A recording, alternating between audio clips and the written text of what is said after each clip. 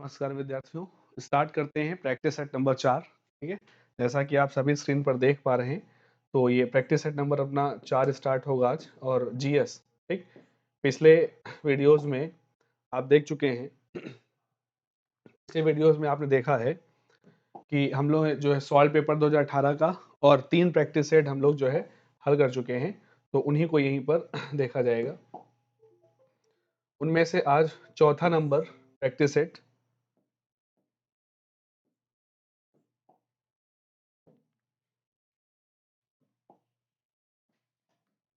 Okay, अभी सब set है। तो जैसा कि हर प्रैक्टिस सेट में जीएस के 2 वीडियो आपको देखने को मिलते हैं, 2 वीडियो यहाँ पर आपको उपलब्ध होते हैं। तो उसी कड़ी में जीएस का प्रैक्टिस सेट नंबर 4 आप सभी ऊपर देख पा रहे हो। प्रैक्टिस सेट नंबर 4 और उसका पार्ट 1 यानी कि 19 क्वेश्चंस की श्रृंखला स्टार्ट करते हैं। वीडियो को लाइक और शेयर जरूर कर दीजिएगा, अधिक से अधिक लोगों तक वीडियो को पहुंचाइएगा। स्टार्ट करते हैं। पहला प्रश्न यहाँ पर लिखा हुआ है कि राष्ट्रमंडल खेल 2018 में राष्ट्रमंडल खेल 2018 में भारत का स्थान क्या है पदक तालिका में। ठीक है, पदक तालिका में भारत का स्थान क्या है। कॉमनवेल्थ गेम्स में भारत ने कौन सा स्थान प्राप्त किया था 2018 में। तो 2018 में भारत का जो स्थान था बच्चों वो तीसरा था। भारत ने कौन सा स्थान प्राप्त किया था? भारत ने पदक तालिका में तीसरा स्थान प्राप्त किया था। और अगर पदक तालिका में पहला स्थान बात करोगे तो ऑस्ट्रेलिया। और सबसे पहली बात तो राष्ट्रमंडल खेल 2018, राष्ट्रमंडल खेल जो 2018 है कॉमनवेल्थ गेम, इनका आयोजन कहाँ पर हुआ था? तो ऑस्ट्रेलिया के गोल्ड कोस्ट में। ठीक है, ऑस्ट्रेलिया के गोल्ड कोस्ट, ठीक है, ऑस्ट्रेलिया के गोल्ड कोस्ट नामक जगह पर जो है 2018 में राष्ट्रमंडल खेलों का आयोजन हुआ था। और 2018 में जो राष्ट्रमंडल हुआ था ये कौन से नंबर का था? तो ये बच्चों 21वें नंबर का था। ठीक है, 21वें नंबर का जो राष्ट्रमंडल खेल है वो ऑस्ट्रेलिया के गोल्ड कोस्ट में आयोजित किया गया। ठीक है, और जो पहला है वो 1930 ईस्वी में हुआ था। ठीक है, और पहला स्थान यहाँ पर 2018 में ऑस्ट्रेलिया को मिला। ऑस्ट्रेलिया ने कुल 193 पदक थे। ठीक है, उसमें गोल्ड मेडल उसके जो है 78 थे। दूसरा स्थान बच्चों इंग्लैंड को प्राप्त हुआ था, भारत को तीसरा स्थान। भारत ने 25 गोल्ड मेडल यहाँ पर जीते थे। अगर बात करें भारत की तो 25 गोल्ड मेडल सहित अगर टोटल मेडल देखे जाएं तो राष्ट्रमंडल खेलों में 2018 में भारत ने 64 पदक प्राप्त किए थे। कितने पदक प्राप्त किए हैं? 64। किसने? भारत ने। उसमें से गोल्ड कितने थे? 25 थे, 19 और 20, यानी कि 25 गोल्ड थे, 19 और फिर 20। 25 गोल्ड हो गए, 19 सिल्वर हो गए, और अगर देखोगे तो 20 क्या हो जाएंगे? ब्रॉन्ज हो जाएंगे। तो ये टोटल कितने पदक हो जाएंगे? 64 पदक भारत ने जीते थे, तीसरा स्थान लाया था। पहला नंबर ऑस्ट्रेलिया था और दूसरा नंबर यहाँ पर इंग्लैंड था। ठीक है, हर 4 साल में इसका आयोजन होता है। इसके बाद बात करते हैं सियाचिन जाने वाले पहले प्रधानमंत्री कौन है। ठीक है, सियाचिन जाने वाले पहले प्रधानमंत्री कौन है ये आपको बताना है। ठीक, सियाचिन जाने वाले पहले प्रधानमंत्री कौन है? तो नरेंद्र मोदी जी हैं, इंदिरा गांधी हैं, मनमोहन सिंह है या फिर राजीव गांधी हैं। कौन सा ऐसा प्रधानमंत्री है जो सियाचिन जाने वाला पहला पीएम बना? तो आंसर यहाँ पर हो जाएगा मनमोहन सिंह। मनमोहन सिंह सियाचिन जाने वाले पहले प्रधानमंत्री हैं 12 जून 2005 को। ठीक है, कब गए थे? तो 12 जून 2005 को, 12 जून 2005 को मनमोहन सिंह जो है सियाचिन पर गए थे। और वो सियाचिन जाने वाले जो है बच्चों पहले प्रधानमंत्री बनते हैं। अगर आपसे यही क्वेश्चन पूछ दे कि सियाचिन जाने वाले पहले राष्ट्रपति कौन है, तो हमारे जो 11वें राष्ट्रपति हैं एपीजे अब्दुल कलाम साहब। ठीक है, एपीजे अब्दुल कलाम साहब वो सियाचिन जाने वाले जो है पहले राष्ट्रपति हैं। पहले प्रधानमंत्री कौन है? तो मनमोहन सिंह। ये इसलिए भी चर्चा में है क्योंकि 2000 जो है 18-19 के टाइम पर मोदी जी जो है वो सियाचिन गए थे, तभी से ये न्यूज़ चर्चा में है कि उसमें कई लोगों के ट्वीट आते हैं कि मोदी पहले प्रधानमंत्री हैं जो ये सारी सारी चीज़ें करते हैं, सेना के पास जाते हैं। तो उसमें फिर जवाब में आया कि नहीं, मनमोहन सिंह जी भी सियाचिन वगैरह तक जा चुके हैं। ठीक है, इसके बाद क्वेश्चन नंबर 3 आता है। लिखा है कि पृथ्वी दिवस कब मनाया जाता है? पृथ्वी दिवस कब मनाया जाता है ये पूछ रहा है। तो 20 अप्रैल, 22 अप्रैल या फिर 24 मार्च या फिर 10 मई। तो सभी को पता है पृथ्वी दिवस हर साल 22 अप्रैल को मनाया जाता है। अभी रिसेंट आने वाला है अगले ही महीने जो है एक यानी मार्च के बाद अप्रैल में 22 अप्रैल को पृथ्वी दिवस आएगा। नई थीम वगैरह वहां पर उसकी आप सब पढ़ोगे। क्वेश्चन नंबर 4 की बात करते हैं। राष्ट्रीय गान के रचयिता कौन है? राष्ट्रीय गान के रचयिता कौन है? Question number 4। तो रविन्द्रनाथ टैगोर, बंकिम चंद्र चटर्जी, रामधारी सिंह दिनकर या फिर उपरोक्त में से कोई नहीं। राष्ट्रीय गान की बात जब होती है तो राष्ट्रीय गान का मतलब यहाँ पर है जनगण मन। राष्ट्रीय गान, राष्ट्रगान की जब बात यहाँ पर होती जन गण मन, और इसके रचयिता सभी जानते हैं रविन्द्रनाथ टैगोर हैं। रविन्द्रनाथ टैगोर क्या है? जनगण मन के रचयिता हैं। तो 1911 में, ठीक है, रविन्द्रनाथ टैगोर ने ये कविता जो है 1911 में लिखी।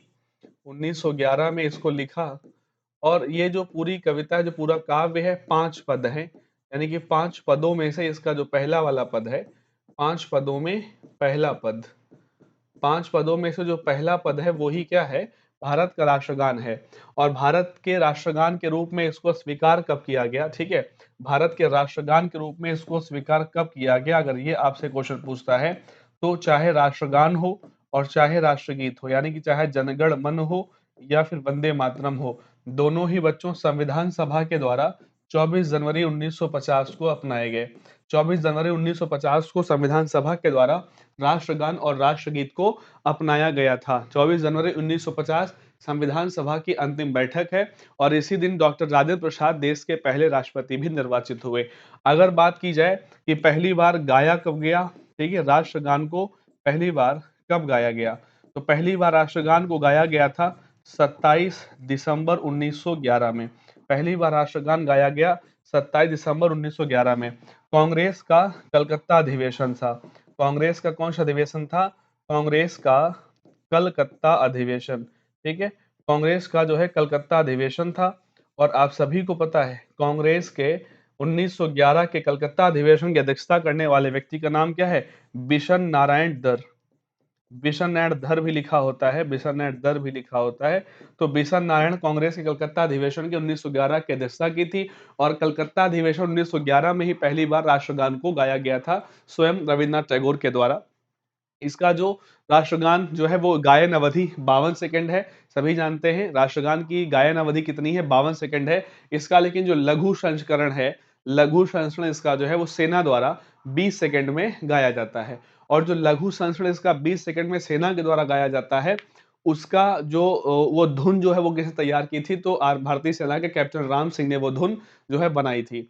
बांग्ला भाषा में मूल रूप से राष्ट्रगान को लिखा था रविन्द्रनाथ टैगोर ने, और इसका हिंदी अनुवाद सुभाष चंद्र बोस ने करवाया था, और उर्दू अनुवाद कैप्टन आबिद अली ने कराया था। ठीक है, बात समझ में आई?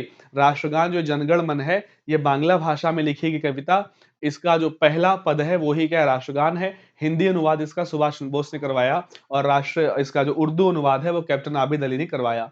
52 सेकंड इसकी पूर्ण संस्करण है। लघु संस्करण 20 सेकंड है। सेना द्वारा जिस धुन पर गाया जाता है वो धुन कैप्टन राम सिंह ने जो है उसको तैयार किया था। और पहली बार कब गाया गया? तो कलकत्ता अधिवेशन 1911 27 दिसंबर, और उस अधिवेशन के अध्यक्ष थे बिशन नारायण धर। लिखी कब गई? 1911 में ही, और इसको राष्ट्रगान का दर्जा कब दिया गया? संविधान सभा द्वारा 24 जनवरी 1950। तो यहाँ से ये प्रश्न कंप्लीट होता है। सभी लोग ध्यान से इस प्रश्न को आपने सुना है, और ध्यान रखना इंपॉर्टेंट क्वेश्चन है। भारत में मत देने का अधिकार निम्नलिखित में से कौन सा है? वैधानिक अधिकार है, संवैधानिक अधिकार है, मौलिक अधिकार है, या फिर प्राकृतिक अधिकार है? तो भारत में जो मत का अधिकार है, राइट टू वोट, ठीक है, मताधिकार की बात कर रहा है, यानी कि जो राइट टू वोट का जो है ये कैसा अधिकार है? तो ये वैधानिक अधिकार है। ये कैसा अधिकार है? वैधानिक अधिकार है। संवैधानिक अधिकार यानी मत देने का अधिकार जो है वो संविधान में नहीं लिखा है। ठीक है, देखिएगा संविधान में आर्टिकल 326 में ये जरूर लिखा है। ठीक है, अगर आप संविधान का आर्टिकल 326 पढ़ते हो तो वहां पर ये लिखा है मताधिकार के योग्य कौन होगा। ठीक है, वहां पर मताधिकार नहीं दिया है, यानी कि यहाँ पर ये बोल सकते हैं मताधिकार भी शब्द का प्रयोग ना करें, आप ये लिख लीजिएगा कि मतदान के योग्य कौन होगा। ठीक है, मतदान के योग्य कौन होगा? तो मतदान के योग्य कौन होगा वो वहां पर लिखा है कि जो भारत का नागरिक है, ठीक है, जो 18 वर्ष की आयु प्राप्त कर चुका है, जो चित्त विकृत नहीं है, पागल यानी अनिवासी नहीं है, भ्रष्टाचार आदि के आरोप में वो जेल नहीं गया है, तो ये सारी चीजें वहां पर हैं। लेकिन अगर कहा जाए कि मत देना नागरिकों का अधिकार है, ये संविधान में है तो नहीं है, और ना ही ये मौलिक अधिकारों में, तो ये वैधानिक अधिकार है। वैधानिक अधिकार क्या होते हैं? संवैधानिक अधिकार वो संविधान में लिखे हैं, और मौलिक अधिकार वो जो विशेष रूप से संविधान में जहां पर एक भाग 3 में लिखे गए 12 से 35 तक, तो वो आपके मौलिक अधिकार है। वैधानिक अधिकार क्या है? कि संविधान द्वारा संविधान द्वारा बनाए गए किसी कानून के तहत जो अधिकार आपको मिलता है वो वैधानिक अधिकार है। संविधान द्वारा कोई कानून बना और उस कानून के तहत जो अधिकार आपको मिला वो वैधानिक अधिकार होता है, ठीक है? संवैधानिक कौन-सा जो संविधान में लिखा हुआ होता है, ठीक है? इसके बाद बात करते हैं क्वेश्चन नंबर 6 की, लोहे का सर्वाधिक शुद्ध रूप कौन-सा होता है? ठीक है? पूछ रहा है कि लोहे का सबसे शुद्ध रूप कौन-सा होता है? ढलवां लोहा या फिर क्या लिखा पिटवा लोहा, कच्चा लोहा या फिर अयस्क? तो लोहे का सबसे शुद्ध रूप होता है वो कौन-सा होता है? लोहे का सबसे शुद्ध रूप बोला जाएगा कौन-सा शुद्ध रूप होता है? पिटवा लोहा, ये सबसे शुद्ध रूप होता है लोहे का, ठीक है? इसको जो है रॉट आयरन भी बोल सकते हैं आप। इसके बाद आगे बढ़ते हैं क्वेश्चन नंबर 7 पर। तो 7 में क्या लिखा है? कच्चे फलों को पकाने के लिए कौन-सी गैस का प्रयोग किया जाता है? Acetylene, methane, ethane, carbon dioxide कौन-सी? ठीक है? तो कच्चे फलों को पकाने के लिए एसिटिलीन का प्रयोग होता है। किसका प्रयोग होता है? सभी को पता है कि कच्चे फलों को पकाने के लिए एसिटिलीन का प्रयोग होता है और इसका जो सूत्र माना जाता है वो C2H2 है, ठीक है? C2H2, ठीक? क्या मानते हैं? क्या है इसका सूत्र? C2H2 एसिटिलीन, ठीक? इसके बाद बच्चों बात करते हैं, इसके बाद यहाँ पर बात करेंगे तो विद्युत मोटर द्वारा विद्युत मोटर द्वारा विद्युत ऊर्जा का रूपांतरण किसमें होता है? विद्युत मोटर के द्वारा विद्युत ऊर्जा का रूपांतरण किसमें होता है? गतिज ऊर्जा में, स्थिर ऊर्जा में, यांत्रिक ऊर्जा में या फिर इनमें से कोई नहीं? इसका आंसर हो जाएगा सी, यानी कि यांत्रिक ऊर्जा में। विद्युत मोटर द्वारा विद्युत ऊर्जा का रूपांतरण किसमें होता है? तो यांत्रिक ऊर्जा में होता है, इस चीज को ध्यान रखेंगे। इसके बाद फिर क्वेश्चन अगला आता है 9 नंबर। 9 नंबर क्वेश्चन लिखा है कि रक्त का थक्का जमने में कौन सा विटामिन सहायक है? Vitamin D, vitamin E, vitamin A या फिर विटामिन के? तो कौन सा विटामिन जो है रक्त का थक्का जमने में सहायक है? तो आंसर आपका हो जाएगा विटामिन के, ठीक है? के जो है वो क्या है? रक्त का थक्का जमाने में सहायक होता है, ठीक है? और जो विटामिन के है ये वसा में घुलनशील विटामिन होता है। जो विटामिन के है ये कैसा विटामिन होता है? वसा में घुलनशील विटामिन होता है, ठीक है? वसा में घुलनशील विटामिन कौन-सा होता है? विटामिन के, ठीक है? और इसकी कमी होने से रक्त का थक्का जो है नहीं जमता है, अगर कमी हो जाए। इसी कमी से हड्डियाँ जो हैं नर्म हो जाती हैं, जिससे हड्डियों के टूटने का डर भी बना रहता है, ठीक है? और पाचन तंत्र भी विटामिन के की कमी होने पर प्रभावित होता है। जो विटामिन के है इसका प्रमुख काम जो है क्या रहता है? तो शरीर के कुछ ये प्रोटीन को पूर्व संश्लेषण करने में सहायक है, पूर्ण संश्लेषण। यानी कुछ प्रोटीनों को ये क्या करता है? पूर्णतः संश्लेषित करता है। ये इसका काम रहेगा। प्राप्ति के साधन क्या हो सकते हैं? तो गहरे रंग की हरी सब्जियाँ, पत्तेदार सब्जियाँ, सरसों है जैसे, विभिन्न जो गोभी हो गए, ठीक है? दूध भी इसमें, दूध तथा दूध से बने पदार्थ ये भी विटामिन के में सहायक हैं। सूखे मेवे हैं, नट्स हैं, अंजीर हैं, किशमिश, बादाम वगैरह। मांसाहार में जाओ तो मछली है, यकृत है, अंडे हैं, इनसे भी विटामिन के प्राप्त होता है। तो विटामिन के जो है ये रक्त का थक्का जमने में सबसे ज़्यादा सहायक माना जाएगा। इसके बाद क्वेश्चन नंबर बच्चों 10 लेते हैं। सुभाष चंद्र बोस ने फॉरवर्ड ब्लॉक का गठन कब किया? सुभाष चंद्र बोस ने फॉरवर्ड ब्लॉक का गठन कब किया? तो वर्ष 1939 में, 38 में, 40 में या फिर 41 में? सुभाष चंद्र बोस ने फॉरवर्ड ब्लॉक का गठन 1939 में किया और 1939 में ही सुभाष चंद्र ने कांग्रेस से इस्तीफा भी दिया। ठीक है, ये चीज आपको ध्यान रखनी है। 1939 में उन्होंने कांग्रेस से इस्तीफा देके ही क्या किया? फॉरवर्ड ब्लॉक नाम की एक पार्टी का गठन किया। कांग्रेस से इस्तीफा जो है उन्होंने, यानी कि वो पहली बार 1938 में कांग्रेस के अध्यक्ष बने थे, 1938 में, और दूसरी बार वो 1939 में भी कांग्रेस के अध्यक्ष बने। 1938 में वो हरिपुरा अधिवेशन में कांग्रेस के अध्यक्ष बने थे और 1939 में वो जो है मध्य प्रदेश का एक जगह रहेगा त्रिपुरी, ठीक है? 1938 में वो अध्यक्ष कहाँ बने थे? हरिपुरा अधिवेशन। और 1939 में अध्यक्ष बने कहाँ पर? तो मध्य प्रदेश की जगह एक रहेगी, जगह का नाम रहेगा त्रिपुरी, ठीक है? तो वो कांग्रेस के त्रिपुरी अधिवेशन में 1939 में पट्टाभी सीतारमैया को हराकर, जब वो जीते थे चुनाव ये वाला कांग्रेस का, तब इलेक्शन हुआ था यानी कि, और वो पट्टाभी सीतारमैया जो कि गांधी जी के समर्थित प्रत्याशी थे, और पट्टाभी सीतारमैया को हराकर ही वो क्या बने थे? कांग्रेस के अध्यक्ष 1939 में बने थे। कांग्रेस की कार्यकारिणी समिति में सदस्यों की नियुक्ति के संबंध में उनका जो है गांधी जी से कहा जाता है वो सिफारिश का सुझाव दें। गांधी सिफारिश करने से मना करते हैं सुभाष चंद्र बोस, यानी कि वो, उनको समझ आता है कि किस बात का विरोध है, किस चीज़ का जो है मनमुटाव है। इसी चीज़ को लेकर वो कांग्रेस से इस्तीफा देते हैं और उसके बाद नई पार्टी 1939 में बना लेते हैं। ठीक है? 1939 में सुभाष चंद्र ने कांग्रेस से इस्तीफा दिया था। उसके बाद जो है कांग्रेस का अध्यक्ष कौन बन गया था? ये भी क्वेश्चन एक बार आया था, हमने आपको बताया। तो डॉक्टर राजेंद्र प्रसाद बन गए थे। 1939 में कांग्रेस के इस्तीफे के बाद सुभाष चंद्र बोस के बाद जो है डॉक्टर राजेंद्र प्रसाद कांग्रेस के अध्यक्ष बने। 1940 में ही सुभाष चंद्र बोस को राष्ट्रीय सुरक्षा कानून के तहत, ठीक है, राष्ट्रीय यानी कि भारत सरकार सुरक्षा अधिनियम, इंडियन गवर्नमेंट सिक्योरिटी एक्ट के तहत उनको गिरफ्तार किया गया 1940 में, और 40 में उनको जो कलकत्ता में नजरबंद कर दिया गया। वो हड़ताल करते हैं और विरोध करते हैं, और उनका कहना डिमांड होती है उनको घर पे जो है उनको घर पे ही जो है वो किया जाए, गिरफ्तार करके रखा जाए, डिटेन किया जाए। तो उनको घर पर डिटेन कर दिया जाता है 5 दिसंबर 1940 को। जनवरी 1941 में 18 जनवरी 1941 को जो है सुभाष उन घर से फरार हो जाते हैं। फिर उसकी कहानी सबको पता है उनकी, उसके बाद की अफ़गानिस्तान, ठीक है, वहाँ से पेशावर पहुँचे। पेशावर में जो है भगत राम तलवार से मुलाकात करके वो अफ़गानिस्तान पहुँचे। अफ़गानिस्तान में इटालियन पासपोर्ट बनवाया ऑरलैंडो मैसेंटा के नाम से। उसके बाद वो वहाँ पर जो है पहुँचे हैं, कहाँ पर, जर्मनी वगैरह। फिर आज़ाद हिंद फ़ौज का जो गठन हो चुका था पहले ही 42 में, ठीक है, उसकी जो है उसको उसमें सुभाष चंद्र बोस का जो नेतृत्व है वो 21 अक्टूबर 1943 को प्रदान होता है। आज़ाद हिंद सरकार की स्थापना होती है। ये सारी कड़ी जो है आप सुभाष चंद्र बोस जी के बारे में लगातार पढ़ सकते हो। तो फॉरवर्ड ब्लॉक का गठन जो है 1939 में कांग्रेस इस्तीफे के बाद ही उन्होंने किया था, ठीक है। इसके बाद क्वेश्चन नंबर 11 आ जाता है, तो भारत के नियंत्रक एवं महालेखा परीक्षक का कार्यकाल कितने वर्षों का होता है? क्वेश्चन पूछ रहा है। भारत के नियंत्रक एवं महालेखा परीक्षक का कार्यकाल कितने वर्षों का होता है? 4 वर्ष, 5 वर्ष, 6 वर्ष या इनमें से कोई नहीं। नियंत्रक एवं महालेखा परीक्षक का कार्यकाल बच्चों 6 साल इसलिए होता है क्योंकि आंसर 6 साल हो गया। इसलिए होता है क्योंकि जो सीएजी है, सीएजी जो है ना वो किसके योग्य होता है? सीएजी की योग्यता सुप्रीम कोर्ट के जज के बराबर होती है। सीएजी की योग्यता सुप्रीम कोर्ट के जज के बराबर होती है, और सुप्रीम कोर्ट के जज के हिसाब से जो कार्यकाल है वो 6 वर्ष या 65 वर्ष की आयु तक जो पहले पूरा हो। 6 वर्ष या 65 वर्ष की आयु जो पहले पूरा हो, तो यही कार्यकाल सीएजी का भी है। तो 6 साल कार्यकाल हो जाता है सीएजी का, कैग का। कैग की अगर बात की जाए बच्चों, सीएजी की बात की जाए, तो सीएजी जो है भारतीय संविधान के भाग 5, और अगर बच्चों आर्टिकल बात की जाएगी तो 148 से लेकर के 151 में सीएजी की बात है। सीएजी पद का जो उल्लेख है वो बच्चों 148 में ही है। सीएजी पद का उल्लेख आर्टिकल 148 में है। सीएजी की जो बच्चों नियुक्ति है, सीएजी की जो बच्चों नियुक्ति है वो राष्ट्रपति के द्वारा की जाती है।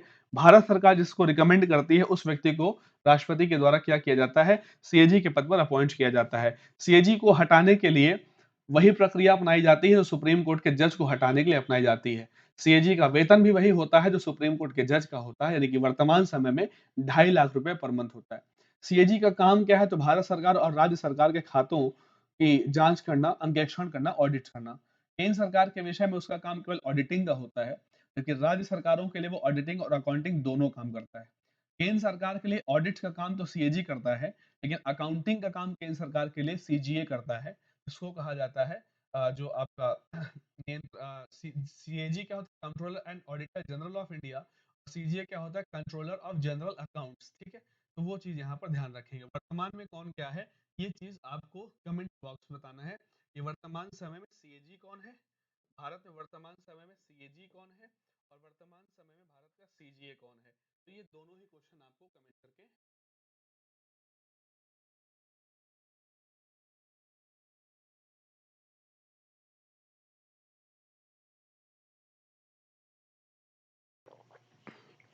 ठीक है। तो आपको कमेंट करके क्या बताना है? आपने कमेंट करके बताना है कि वर्तमान समय में सीएजी कौन है और वर्तमान समय सीजीए कौन है। सीएजी और सीजीए दोनों ही क्वेश्चन आप कमेंट्स में आंसर करिएगा। इसके बाद हम लोग पहुंचते हैं क्वेश्चन नंबर बच्चों 12 पर। क्वेश्चन नंबर 12 कहता है कि मैग्सेसे अवार्ड प्राप्त करने वाले पहले भारतीय कौन है? मैग्सेसे अवार्ड प्राप्त करने वाले पहले भारतीय कौन है? विनोबा भावे, जेपी नारायण, या फिर किरण बेदी, या फिर अमिताभ चौधरी। सही आंसर बच्चों इसका है विनोबा भावे, ठीक है। Vinoba Bhave Ramon Magsaysay award प्राप्त करने वाले पहले भारतीय हैं। विनोबा भावे को 1958 में रेमन मैग्सेसे अवार्ड मिला था। विनोबा भावे को रेमन मैग्सेसे अवार्ड 1958 में मिला था। मैग्सेसे अवार्ड की जो शुरुआत है बच्चों वो कब से है? तो मैग्सेसे अवार्ड जो है, मैग्सेसे अवार्ड बच्चों जो है 1957 से दिया जा रहा है। मैग्सेसे अवार्ड 1957 से दिया जा रहा है। किसके नाम पर दिया जा रहा है? तो जो है फिलीपींस के पूर्व राष्ट्रपति रेमन मैग्सेसे, ठीक है। फिलीपींस, ठीक है, कहाँ के थे? तो फिलीपींस एक कंट्री है। तो फिलीपींस के पूर्व राष्ट्रपति रेमन मैग्सेसे, फिलीपींस के पूर्व राष्ट्रपति रेमन मैग्सेसे की याद में उनके नाम पर यह पुरस्कार 1957 57 से लगातार दिया जा रहा है, इस चीज को यहाँ पर ध्यान रखोगे। रेमन मैग्सेसे को जो है क्या कहा जाता है, रेमन मैग्सेसे अवार्ड को एशिया का नोबेल भी कहा जाता है। रेमन मैग्सेसे को क्या कहते हैं, रेमन मैग्सेसे अवार्ड को एशिया का बच्चों नोबेल कहा जाता है। एशिया का नोबेल किस पुरस्कार को कहा जाता है, तो रेमन मैग्सेसे अवार्ड को कहा जाता है। फिलीपींस के पूर्व राष्ट्रपति की याद में दिया जा रहा है 1957 से, ठीक है। इस बार जो है 2022 की बात की जाए अगर, तो 2022 में 64वां रेमन मैग्सेसे मिला है 4 लोगों को, सोथियारा चिम, और एक नाम रहेगा कौन सा, एक नाम रहेगा तदाशी हटोरी, एक नाम रहेगा बर्नाडेट मैड्रिच, गैरी वैन चोकिक, ठीक है। तो आप इसको सर्च करिएगा, देखिएगा, सर ने पढ़ाया भी होगा आपको कि 2022 में जो 64वां रेमन मैग्सेसे है वो किसको दिया गया। अब तक भारतीयों को जो मिला है अवार्ड, जैसे यहाँ पर एक नाम लिखा है, अगर ध्यान देंगे किरण बेदी का नाम लिखा है, तो किरण बेदी को जो है ना रमन मैग्सेसे इनको भी मिल चुका है, और किरण बेदी को 1994 में रमन मैग्सेसे मिला था, ठीक है। किरण बेदी को जो रमन मैग्सेसे मिला है बच्चों, वो कब मिला है, तो 1994 में। इसके अलावा अगर बात करोगे और कौन कौन भारतीय हैं, ठीक है, पहले भारतीय हैं जिनको रमन मैग्सेसे अवार्ड मिला था, विनोबा भावे। अभी आखिरी भारतीय कौन है जिसको 2019 में रेमन मैग्सेसे मिला है, तो 2019 में रेमन मैग्सेसे पाने वाले व्यक्ति हैं रवीश कुमार, जो एनडीटीवी के पत्रकार थे, हालांकि अब एनडीटीवी से इस्तीफा दे चुके हैं, ठीक है। तो रवीश कुमार जो है एनडीटीवी के पत्रकार, 2019 में उनको रमन मैग्सेसे मिला। तो भारत में पहला व्यक्ति 1958 में विनोबा भावे, और आखिरी बार 2019 में भारत में रवीश कुमार को मिला है। 19 के बाद अभी फिर किसी भारतीय को नहीं मिला है। इसके अलावा किरण बेदी 1994, जो दिल्ली के सीएम है केजरीवाल, अरविंद केजरीवाल, उनको भी 2006 में मिल चुका है। भारत में जो एक महिला और थी मदर टेरेसा, उनको भी यह पुरस्कार 1962 में मिल चुका है, ठीक है। अरविंद केजरीवाल 2006, मदर टेरेसा 1992, उसके बाद किरण बेदी 1994, रवीश कुमार 2019, आचार्य विनोबा भावे 1958। इसके अलावा और भी कई सारे भारतीय हैं जिनको यह पुरस्कार मिला है, लेकिन सबकी यहाँ पर लिस्ट नहीं बताई जा सकती, नहीं लिखाई जा सकती, ठीक है। तो वो आपको पढ़ना होगा। इसके बाद बच्चों आगे क्वेश्चन बढ़ते हैं अगले क्वेश्चन पर। लेखन में से कौन सी जांच बच्चे के पिता होने का निर्धारण करती है, ठीक है। तो ये तो पिक्चरों में बहुत ज्यादा देखा होगा, डीएनए फिंगरप्रिंटिंग, ठीक है। जो डीएनए फिंगरप्रिंटिंग है, इसी से पता चलता है कि बच्चे का पिता कौन है, संतान का पिता कौन है, उसका जो है डीएनए क्या है, यानी कि उसका जो वंश है कौन है, पिता उसका कौन है, वो कहाँ से पता चलता है, तो वो पता चलता है कहाँ से, डीएनए फिंगरप्रिंटिंग से, ठीक है। 13 क्वेश्चन क्या हो जाएगा, सी हो जाएगा। क्वेश्चन नंबर जो 14, मुद्रा आपूर्ति निम्नलिखित में से किसके द्वारा नियंत्रित की जाती है। मुद्रा आपूर्ति को नियंत्रित कौन करता है, अगर आपसे पूछा जाए तो नीति आयोग, वित्त आयोग, या भारतीय रिजर्व बैंक, या वित्त मंत्रालय। तो जो मुद्रा आपूर्ति है वो बच्चों जो है भारतीय रिजर्व बैंक के द्वारा ही नियंत्रित की जाती है। जो मुद्रा नीति, जो मॉनेटरी पॉलिसी है, वो कौन देखता है, आरबीआई। तो आरबीआई ही मुद्रा नीति पूरी तरह से देखती है। जो मुद्रा नीति है, मुद्रा नीति मतलब क्या है, मुद्रा नीति मतलब क्या, मॉनेटरी पॉलिसी जो है, ठीक है, क्या है, मॉनेटरी पॉलिसी। तो जो मॉनेटरी पॉलिसी है वो पूरी तरीके से किसके नियंत्रण में रहती है, आरबीआई के नियंत्रण में रहती है। क्वेश्चन नंबर बच्चों लेते हैं 15, और 15 नंबर क्वेश्चन कहता है कि विश्व व्यापार संगठन का मुख्यालय कहाँ पर स्थित है। विश्व व्यापार संगठन का मुख्यालय कहाँ स्थित है। ऑप्शन ए है New York, option D Washington DC, option C Geneva, या फिर पेरिस। तो इसका आंसर बच्चों हो जाएगा जिनेवा। जिनेवा मतलब यहाँ पर आंसर स्विट्जरलैंड, स्विट्जरलैंड कंट्री, और उसका जो शहर, सिटी जो है उसका जिनेवा। यहीं पर डब्ल्यूटीओ का, विश्व व्यापार संगठन की बात कर रहा है, डब्ल्यूटीओ की स्थापना, ठीक है। विश्व व्यापार संगठन मतलब क्या है, वर्ल्ड ट्रेड ऑर्गेनाइजेशन। इसकी स्थापना बच्चों 1 जनवरी 1995 को हुई थी। 1 जनवरी 1995 को इसकी स्थापना हुई थी। इसका मुख्यालय वर्तमान समय में कहाँ है, जिनेवा में है, ठीक है। और किस समझौते के तहत, तो मोरक्को का एक शहर है, मार्केस समझौते के तहत। डब्ल्यूटीओ की स्थापना किस समझौते के तहत हुई थी, तो मार्केस समझौते के तहत। मार्केस समझौता, तो एक मार्केस समझौता है 1994 का।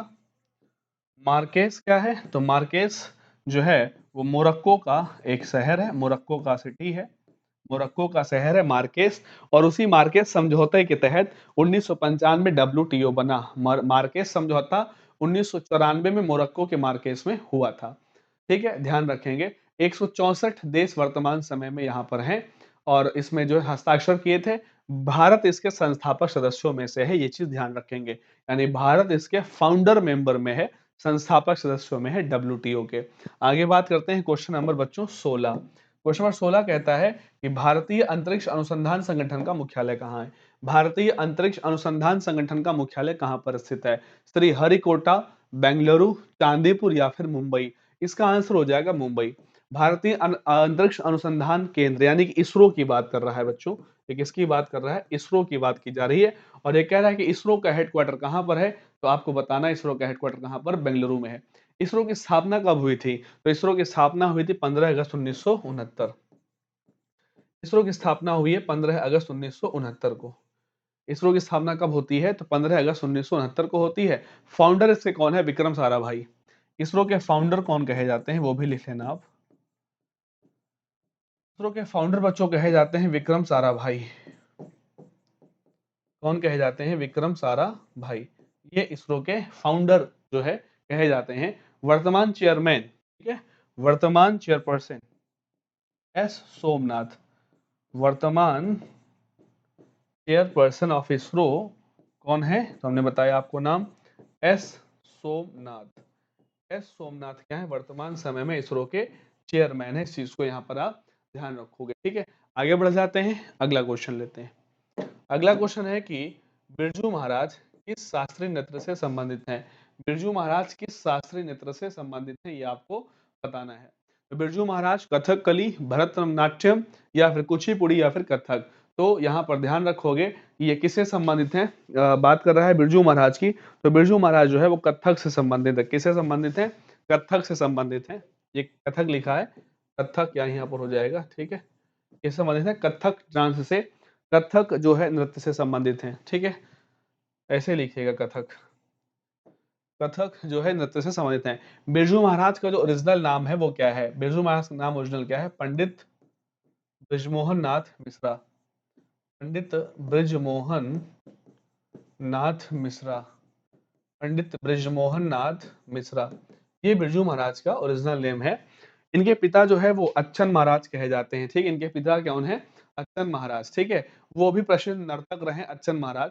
इनके चाचा जो हैं वो, इनके चाचा भी जो रहे शंभू महाराज, ठीक है, और लक्षण महाराज, वो भी प्रसिद्ध नर्तक थे और इन्हीं से उन्होंने पूरी शिक्षा दीक्षा पाई है। इनका जो है जन्म 1938 में 4 फरवरी को हुआ था, लखनऊ में इनका जन्म हुआ था।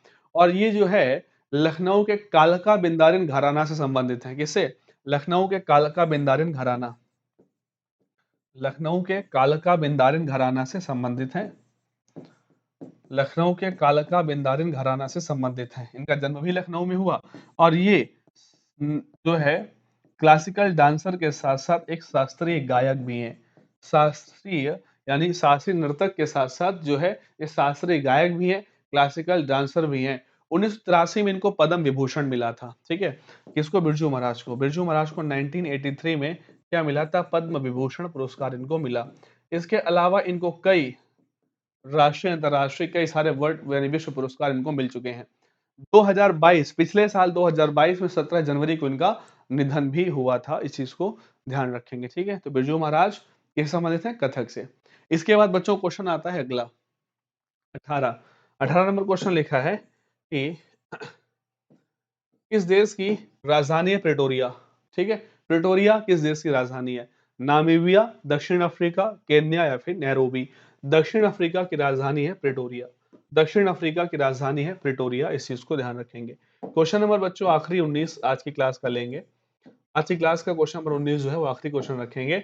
यूनेस्को के विश्व विरासत स्थल में शामिल भारतीय स्थल का नाम बताइए। यूनेस्को के विश्व विरासत स्थल में शामिल भारतीय स्थल का नाम बताइए। Great Himalayan national park, Nalanda विश्वविद्यालय, अहमदाबाद या फिर उपर्युक्त सभी? ठीक है, आपको बताना है यूनेस्को का जो वर्ल्ड हेरिटेज जो साइट है उनमें इनमें से कौन सी है। इसका आंसर बच्चों उपर्युक्त सभी हो जाएगा। ग्रेट हिमालयन नेशनल पार्क हो, चाहे नालंदा विश्वविद्यालय हो या फिर जो है अहमदाबाद हो, ये तीनों ही चीज यूनेस्को की जो है धरोहर स्थल में शामिल है। इस बात को ध्यान रखना है, ठीक है। अगर बात की जाए ग्रेट हिमालयन नेशनल पार्क तो ये हिमाचल प्रदेश में है और ये 2014 में ग्रेट हिमालयन नेशनल पार्क 2014 में यूनेस्को की साइट बना।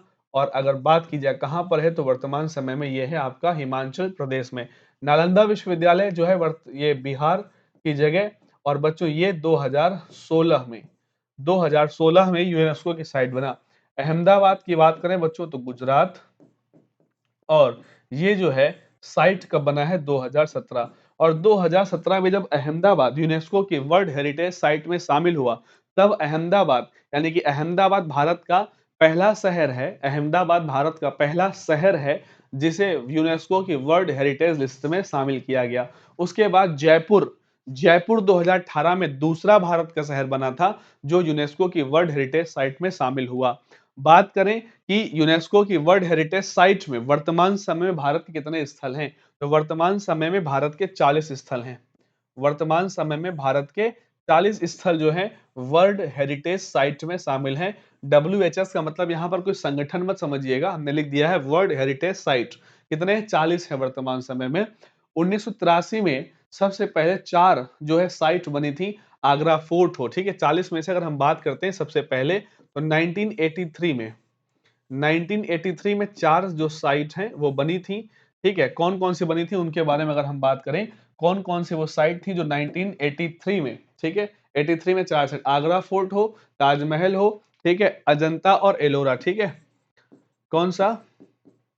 आगरा फोर्ट यानी आगरा किले की बात करेंगे, आगरा किला, ठीक, ताजमहल, और कौन सा? ताजमहल और अजंता की गुफाएं हो, और क्या हो? एलोरा, ठीक है। 4 ये हैं। लास्ट अगर बात की जाए 39-40, तो 39वां और 40वां, ठीक है। अगर 39वां और 40वें की बात की जाए, देखिएगा 39वीं साइट कौन सी है और 40वीं साइट कौन सी है, यानी कि 39वां हेरिटेज और 40वां हेरिटेज कौन-कौन से हैं, अगर वो आपको बताने हो। तो 39वां जो वर्ल्ड हेरिटेज प्लेस बना है वो रामप्पा मंदिर है तेलंगाना का, ठीक है। कौन सा मंदिर है? रामप्पा मंदिर तेलंगाना, रामप्पा मंदिर तेलंगाना, और 2021, ठीक है। अगर 40वीं की बात की जाए तो 2021 में ही धौलावीरा, ठीक है। 2021 में क्या है? धौलावीरा। तो ये लेटेस्ट साइट है। तो वर्ल्ड हेरिटेज साइट जो है लेटेस्ट है, 2021 में 2 साइट अनाउंस हुई। कौन-कौन सी? रामप्पा मंदिर जो कि कहाँ पर स्थित? तेलंगाना में, धौलावीरा जो कि गुजरात में है। दोनों ही 2021 में साइट अनाउंस हुई है। 39वें नंबर पर रामप्पा मंदिर और 40वें नंबर पर धौलावीरा। पहले, दूसरे, तीसरे, चौथे पर आगरा किला, ताजमहल, अजंता, एलोरा। आगरा किला और ताजमहल यूपी, अजंता और एलोरा दोनों कहाँ पर? महाराष्ट्र। तो वर्तमान समय यूनेस्को की 40 साइट, हमने 4 स्टार्टिंग की और ये 2 लास्ट आपको बताई हैं। बीच में ये 3 और लिखी हैं। इसके अलावा 40 साइट्स के बारे में आप पढ़ सकते हो, आपको सर ने पढ़ाया भी होगा, ठीक है। तो आज की क्लास में ये 19 क्वेश्चंस की श्रृंखला यहीं पर समाप्त करते हैं। अभी इसके बाद तुरंत जो है वो 21 क्वेश्चन से स्टार्ट कर 20 क्वेश्चन से लेके 38 क्वेश्चन तक का जो सारा आपका मैटर होगा, प्रैक्टिस सेट होगा, उसको हल कराया जाएगा, ठीक है। तो मिलते हैं प्रैक्टिस सेट नंबर 4 के दूसरे भाग में। तब तक आप सभी पढ़ते रहिएगा, वीडियो को लाइक और शेयर जरूर करिएगा। आप लोग जो है जितना ज़्यादा शेयर करोगे उतना ही बढ़िया आपको कंटेंट मिलेगा। धन्यवाद। जय हिंद, जय भारत।